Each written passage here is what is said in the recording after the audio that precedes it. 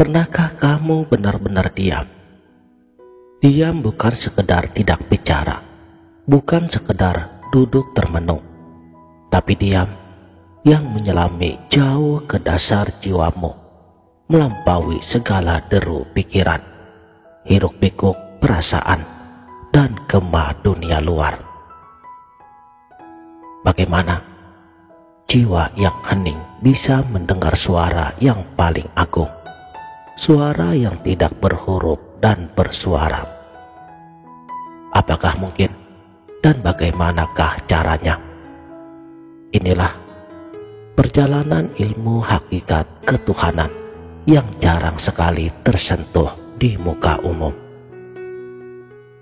Bismillahirrahmanirrahim. Assalamualaikum warahmatullahi wabarakatuh. Salam sang sejati. Ilmu makrifatullah mengajak kita untuk menanggalkan semua topeng diri, tapi bukan untuk menjadi kosong, melainkan untuk menemukan inti terdalam daripada ilmu hakikat diri. Siapa aku sebelum aku disebut aku, sebelum ada nama, sebelum ada bentuk, sebelum ada pemikiran tentang diriku?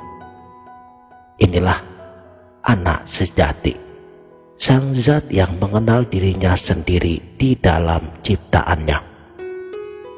Kata Allah, aku adalah perbendaharaan tersembunyi. Aku ingin dikenal.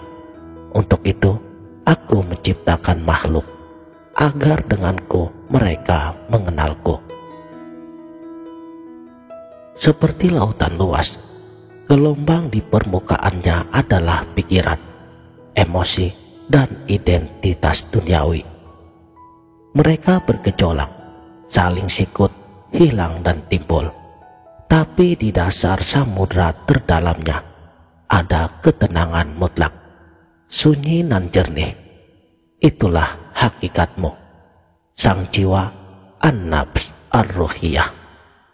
Ia bukan gelombang, ia adalah samudra itu sendiri.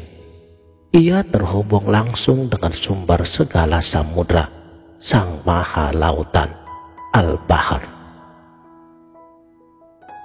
Dalam ruang sunyi yang kamu selami, tersingkaplah bahasa lain, bukan bahasa manusia, tetapi bahasa jiwa. Dalam ilmu makrifat tertinggi, huruf adalah manifestasi tajalli ilahi, jejak-jejak cahaya wujud mutlak yang terpancar pada alam semesta dan qalbumu. Setiap guratannya, setiap titiknya adalah isyarah ila al-ghaib, isyarat menuju yang tak terlihat. Pertama, hakikat huruf dalam martabat wujud, yang menurut Syekh Ibnu Arabi dalam khusus Al-Hikam, huruf bukanlah tinta di atas kertas. Ia adalah nafas Ar-Rahman yang membeku dalam bentuk. Ketika Tuhan berfirman, kun, jadilah, huruf kaf dan nun adalah kapal yang mengangkut takdir dari alam lahut keilahian kepada alam nasut kemanusiaan.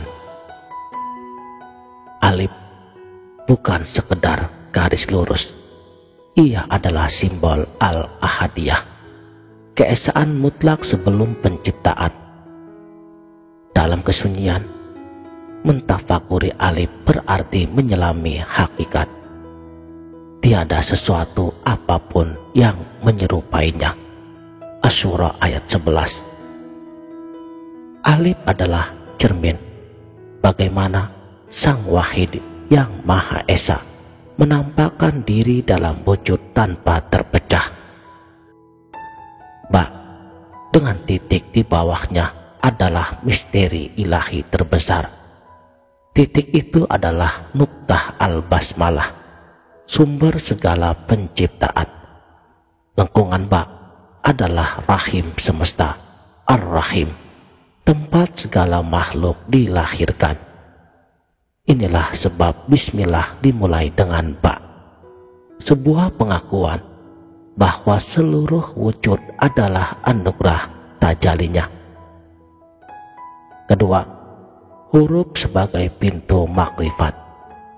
Imam Al-Buni di dalam Syams Al-Ma'arif mengajarkan, huruf adalah kunci Al-Asma Al-Husna. Setiap huruf menyimpan sifat ilahi. H adalah simbol Al-Hayy yang maha hidup. Bentuknya yang terbuka mengisyaratkan nafas kehidupan yang mengaliri seluruh ciptaannya. Mim yang tertutup melambangkan Al-Malik yang maha merajai. Ruang di dalamnya adalah arsy, tempat segala takdir disimpan. Waw yang meliuk adalah jejak Al-Wadud yang maha mencintai. Ia menghubungkan langit dan bumi, menyatukan pecinta dengan sang kekasih. Rahasia huruf dalam diri insan. Di sini ilmu makrifat mencapai puncaknya, yang menurut Syekh Abdul Karim Al-Jilli di dalam Al-Insan Al-Kamil, tubuh manusia adalah mushaf ilahi. Tulang belakangmu adalah alif yang tegak.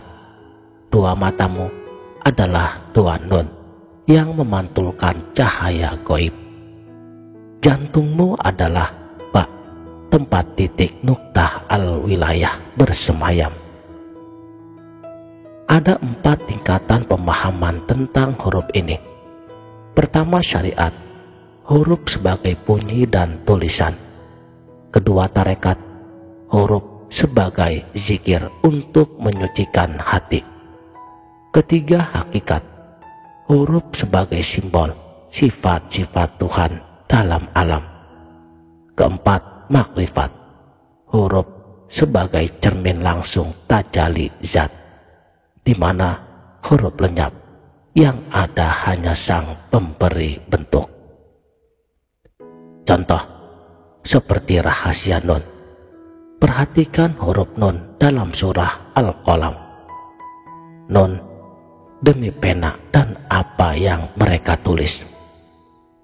Para arifillah memaknainya bahwa bentuk dari nun seperti mangkuk tinta sebagai wadah ilmu laduni. Sedangkan titik di atasnya adalah nuktah al-qidam, titik keabadian sebelum penciptaan. Ketika kamu menyelami nun dalam ruang sunyi, kamu diajak untuk menyadari bahwa seluruh alam semesta adalah tinta di lautan wujudnya, namun takkan pernah habis mengurai segala rahasia ilmunya. Tapi jangan terjebak dengan bentuk lahir huruf-hurufnya, sebagaimana yang telah diperingatkan oleh Al-Khalaj. Huruf adalah perahu, makna adalah samudra. Bila kamu sampai ke pantai, tinggalkan perahu itu. Jangan kamu pikul perahu di atas kepala. Saudaraku, sang sejati, dalam diamu yang paling sunyi, huruf akan berbisik, aku hanyalah jendela. Pandanglah sang cahaya di sebalik kaca, bukan kilau kacanya. Di sini suara Tuhan mulai terdengar sebagai Fat al-Ilahi, pembukaan makna yang menyatukan kolbu dengan sumber segala huruf. Mendengar dalam sunyi bukan pasif, ia adalah perjalanan batin, suluk yang aktif dan bertahap. Bermula dari diamnya lisan, khalwatul lisan, berhenti mengeluh, berhenti bergosip, berhenti memuji diri, bahkan berhenti berdoa dengan permintaan yang tiada henti. Diamkan, maka kamu mulai mendengar gema dari dalam. Kemudian diamnya pikiran, khalwatul fikir, inilah yang paling sulit. Karena pikiran seperti monyet yang liar, dan ilmu makrifat mengajarkan zikir dan tafakur. Zikir bukan sekedar menyebut namanya, tetapi mengucapkan makna asma Allah di dalam kalbu. Allah, Allah, Allah. Diucapkan secara perlahan, dirasakan di dalam dadamu. Setiap sebutan adalah palu yang menempa besi pikiranmu, menempa keheningan. Tafakur adalah kontemplasi mendalam, memandang seekor semut bukan sebagai serangga, tetapi sebagai ayat atau tanda-tanda kebesaran Sang Pencipta. Merenungkan siklus hidup, kematian, dan semesta. Tafakur mematangkan jiwa, mengasah mata hati kita. Di tahap berikutnya, diamnya hawa nafsu, khalwatul hawa, menundukkan keinginan rendah yang selalu berbisik, aku ingin ini, aku butuh itu, aku benci dia. Nafsu adalah kebisingan internal terbesar kita.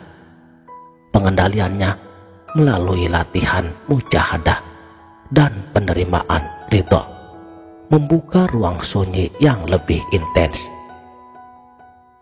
Di kedalaman yang sunyi ini, kolbu, hati spiritual mulai bangkit dan jernih. Kolbu yang bersih, kolbun salim, adalah antena untuk menangkap sinyal ilahi. Bagaimana rasanya mendengar bukan suara fisik, tapi bisa berubah. Sakinah, kedamaian yang tiba-tiba menyelimuti kolbumu, mengalahkan segala keresahan.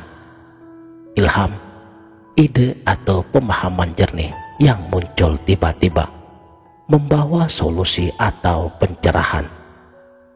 Firasat, kewaskitaan intuitif, memahami sesuatu atau seseorang tanpa penalaran. Kasyaf, tabir terbuka, penglihatan batin akan kebenaran atau realitas yang tersembunyi. Perasaan, cinta, mahabbah, dan rindu yang mendalam kepada Sang Kekasih Ilahi tanpa sebab duniawi. Inilah suara Tuhan. Ia berbicara dalam bahasa rasa, keyakinan, dan pengetahuan langsung makrifatullah yang melampaui logika. Ketika semua lapisan kebisingan, lisan, pikiran, nafsu telah benar-benar mereda dalam disiplin batin, tibalah dirimu di puncak sunyi, sunyi yang hidup. Ini bukan kehampaan, tapi kepenuhan mutlak. Disinilah ana hakikat dirimu bertemu dengan Huwa, Dia Sang Maha Esa. Gelombang menyadari dirinya sebagai bagian tak terpisahkan dari samudra. Dalam sunyi inilah terjadi musyahadah, penyaksian batinmu akan kehadiran dan keagungannya. Suara Tuhan dalam puncak sunyi ini adalah pengakuan dirinya pada dirimu.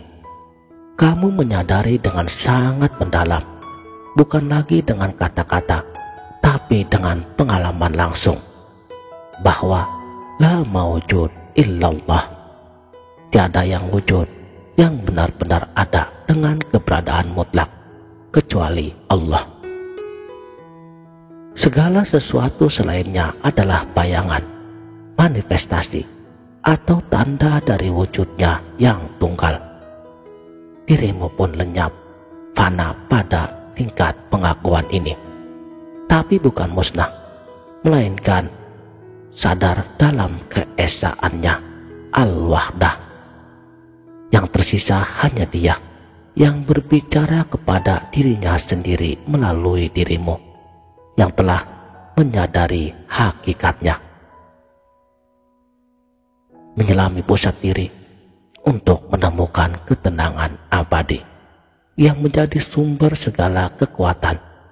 Suara Tuhan dalam diam adalah suara kebenaran sejati, petunjuk paling terang, dan cinta yang paling tulus. Sekarang, beranikah kamu untuk menyelaminya? Beranikah kamu menutup telinga dari kebisingan luar untuk membuka telinga kolbumu? Beranikah kamu bertanya siapa aku? Bukan pada cermin, tapi pada keheningan jiwamu sendiri.